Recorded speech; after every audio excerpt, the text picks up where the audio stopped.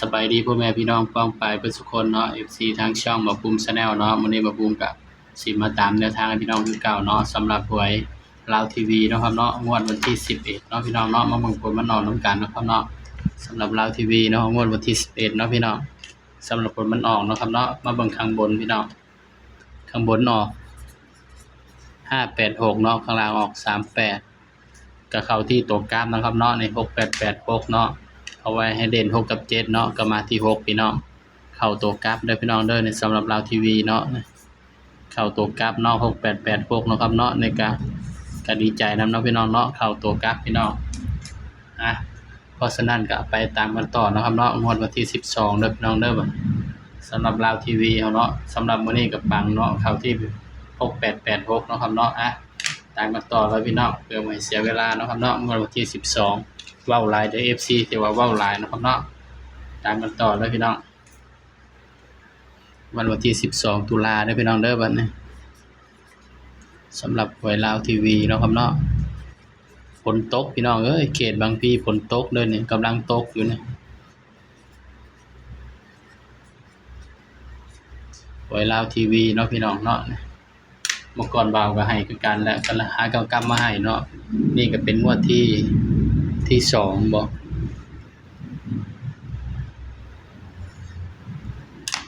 นี่เนาะ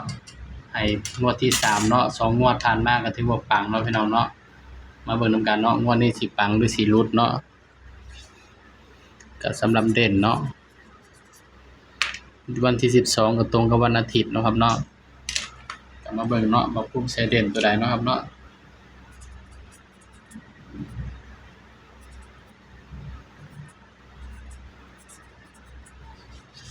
สำหรับเด่นลาวทีวีอื่นเนาะบ่าวปุ้มขอให้เด่นไปที่4แล้วก็5เนาะพี่น้องเนาะให้เด่น4กับ5เด้อครับเด้อนี่สำหรับเด่นลาวทีวีเฮาเนาะเด่น4กับ5พี่น้องบ่าวปุ้มขอให้เด่น4กับ5เนาะครับก็ ก็มาจับคู่นำบ่าวปุ้มเนาะครับเนาะสำหรับ4เนาะจับ4ก่อนพี่น้อง41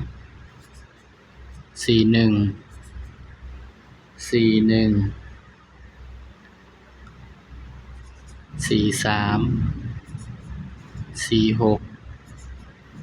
47สำหรับ5บัดนี้51 53 56 57โอ้ยขาตั้งกล้องโทรศัพท์ก็ได้เด่น4กับ15กับ4กับ5เนาะสำหรับตัวเด่นอื่น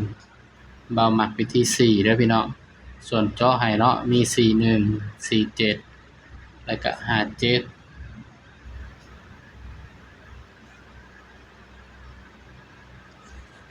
สำหรับ3ตัวมิดเดียวเนาะพี่น้องเนาะ3ตัวมิดเดียวพี่น้อง56 46นำเนาะครับเนาะอันนี้คือตัวบ่าวปุ้มมักเด้อพี่น้องเด้อบางเทื่อพี่น้องอาจสิมักบ่คือกันก็ได้เนาะครับเนาะสำหรับ3ตัวมิดเดียวเนาะครับ641อันนี้ก็ให้เพื่อเป็นแนวทางเด้อพี่น้องเด้อสำหรับแนวทางลาวทีวีเนาะวันที่12ตุลา68เนาะครับเนาะ